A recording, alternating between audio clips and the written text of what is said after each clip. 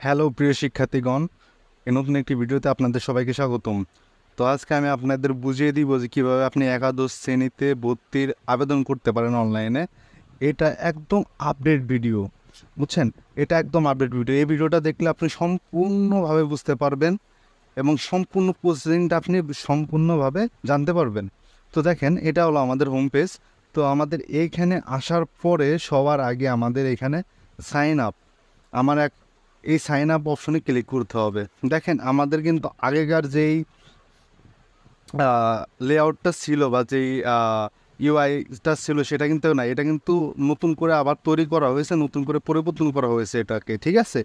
তো এইখানে আসার পরে আপনাকে উপরে রোল দিতে হবে, ঠিক আছে? তো আপনার বোর্ডটা এখান থেকে আপনি সিলেক্ট করে দিবেন, আপনি যেই বোর্ডের আন্ডারে সেই বোর্ডে। এটা এখানে আপনি যেই সালের পরীক্ষার্থী সেই সালটা এখানে দিবেন এবং রেজিস্ট্রেশন নাম্বারটা অবশ্যই দিবেন। রেজিস্ট্রেশন নাম্বার দেওয়ার পরে এখানে আপনাকে একটি মোবাইল নাম্বার দিতে হবে, অবশ্যই মোবাইল নাম্বারটা সচল থাকতে হবে, ঠিক আছে? একটি মোবাইল নাম্বার দিবেন, আরেকটি মোবাইল নাম্বার দিবেন এখানে। তারপরে এখানে সাইন আপে ক্লিক করবেন। সাইন আপে ক্লিক করার পরে আপনাকে নতুন একটি ড্যাশবোর্ডে নিয়ে যাবে। সেইখানে আপনার মোবাইলে একটি এসএমএসের মাধ্যমে একটি ওটিপি পাঠানো হবে, ঠিক আছে? তো আমি এর পরবর্তী ওটিপিটা মানে আপনার মোবাইলে একটি ওয়ান টাইম পাসওয়ার্ড যাবে এবং আপনি এডু আইডি পাবেন, ঠিক আছে? সেই আইডিটা দিয়ে এবং ওই মোবাইলের ওই পাসওয়ার্ডটা দিয়ে আপনাকে লগ ইন করতে হবে, ঠিক আছে? দেখেন, তারপরে আপনি এরকম একটি ইন্টারফেসে চলে আসবেন। তারপরে এখানে আপনার একটি ইউজার নেম দিতে হবে এবং যে ইউজার নেমটা আপনি কেবলমাত্র তৈরি করেছেন সেই ইউজার নেমটি দিবেন এবং এখানে পাসওয়ার্ডটি দিয়ে এখানে সাইন আপ বাটনে ক্লিক করতে হবে। দেবন ক্লিক করার পরে এটা হলো আপনার সম্পূর্ণ ড্যাশবোর্ড, ঠিক আছে? এইখানে এই প্যানেলটির মাধ্যমে আপনি সম্পূর্ণ আপনার যে ভর্তির কোথায় চান্স পেয়েছেন, কোথায় আবেদন করা হয়েছে, A to Z আপনি দেখতে পাবেন।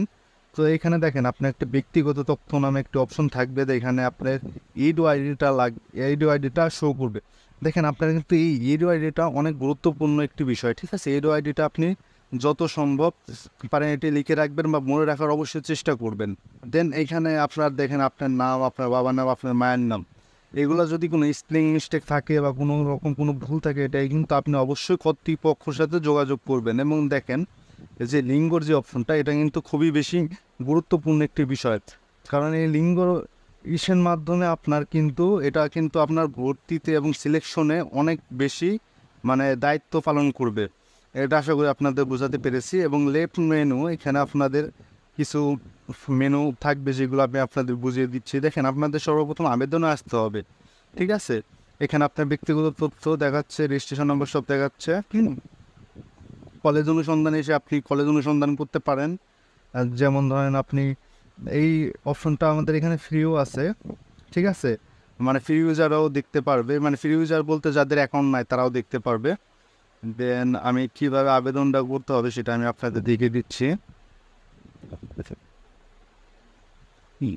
দেখেন, সবার আগে আবেদন করার আগে অবশ্যই আপনাকে আবেদন ফিটা জমা দিতে হবে। তো আবেদন ফিটা জমা দেওয়ার অপশনে যে আপনি আবেদন ফি জমা দিন, এখানে ক্লিক করার পরে আপনার এই অপশনে চলে আসবে। এই অপশনে আসার পরে এখানে দেখেন, এখানে আপনাকে নিয়ে আসবে, এখানে দেখা যাচ্ছে আবেদন জমা দিন এগিয়ে যান। আপনার পেমেন্টটি যদি সফলভাবে সম্পূর্ণ হয়ে থাকে তাহলে এটা আসবে। আর যদি সম্পূর্ণ পেমেন্টটি সম্পূর্ণ হওয়ার পরে আপনি আবেদন করুন, এখানে আসছে আবেদনটি করতে পারবেন, ঠিক আছে? যে প্রথমে সবার আগে অনলাইনে ফি জমা দিন, এখানে ক্লিক করে আপনার যে বকে 150 টাকা আছে সেটি আপনি বিকাশ, রকেট অথবা ডাচ বাংলা ব্যাংক যে কোনো মাধ্যমে আপনি এটি জমা দিতে পারেন। তারপরে দেখবেন যে আবেদন করুন, এই আবেদন করুন অপশনে ক্লিক করে আপনি আবেদন করুন অপশনে ক্লিক করে আপনি আপনার কলেজগুলো সিলেক্ট করতে পারেন এবং আবেদন করতে পারবেন। তো সেটা কি আমি আপনাদের একটু বুঝিয়ে দিচ্ছি। দেখেন, আপনি এখানে আবেদন করুন এই অপশনে যাওয়ার পরে দেখেন, এখানে আমি আপনাদের দেখাই, এখানে তারপরে আপনার কলেজটা সিলেক্ট করতে হবে আপনাদের। হ্যাঁ, এখান থেকে কলেজটা সিলেক্ট করার পরে আপনার যদি কোনো কোটা থাকে সেটা আপনি কোটাটা নির্ধারণ করতে পারবেন। আর যদি কোনো কোঠা না থাকে সেটাও আপনি করতে পারবেন। দেখেন, আমি আপনাদের এখানে SQ মানে এটা হলো কোঠা, SQ একটা কোঠা, দেন SQ1 এটা আমি আপনাদের বলে দিই যে আপনি যদি কোনো ওই শিক্ষা আন্ডারে যদি কোনো তার সন্তান বা হয়ে থাকেন, তাহলে এসকিউতে ক্লিক করতে হবে, ঠিক আছে।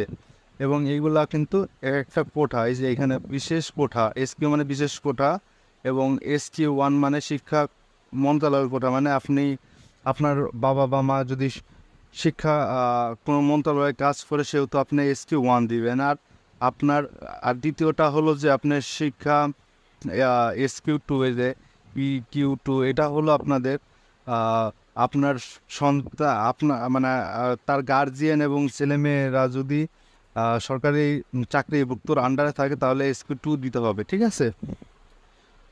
এটা এটা হলো কোঠা, এটা আপনার যদি না থাকে আপনাকে এখানে কোনো কিছুই দেওয়ার দরকার নেই। তারপরে দেখেন, এখানে আপনি যখন কলেজটি সিলেক্ট করবেন, এখানে আপনার কলেজের ডে শিফট, নাইট শিফট, মানে নাইট শিফট না, মানে মর্নিং শিফট, ডে শিফট, দুইটা শিফট থাকে, হ্যাঁ। তো আপনার এখানে বাংলা, ইংলিশ, অনেকগুলো বিষয় থাকতে পারে। তো সেটা আপনি এইখান থেকে কী করতে পারবেন, দেখেন এটা যখন আপনি কলেজগুলো সিলেক্ট করবেন, কলেজগুলো সিলেক্ট করার পরে আপনার উপরে যেটা থাকবে সেটা হলো সবচেয়ে টপ প্রায়োরিটিতে থাকবে। আপনি সর্বোচ্চ 10টি কলেজ এবং সর্বনিম্ন আপনাকে 5টা কলেজ আপনাকে এখানে সিলেক্ট করতে হবে, ঠিক আছে। দেন এইখান থেকে আপনি এটি কোনো কোটাতে না থাকে, ফ্রিডম ফায়ার কোটা থাকলে ওটা আপনি ফ্রিডম ফায়ার কোটায় সাবমিট করবেন। তারপর আবেদনটি সাবমিট করুন, ঠিক আছে। আবেদনটি সাবমিট করুন, নিচে অপশনটি থাকবে যে এইটার নিচে অপশনটি সাবমিট করার পরে, ঠিক আছে, এখানে ক্লিক করার পরে আপনার আবেদনটি সাবমিট হয়ে যাবে।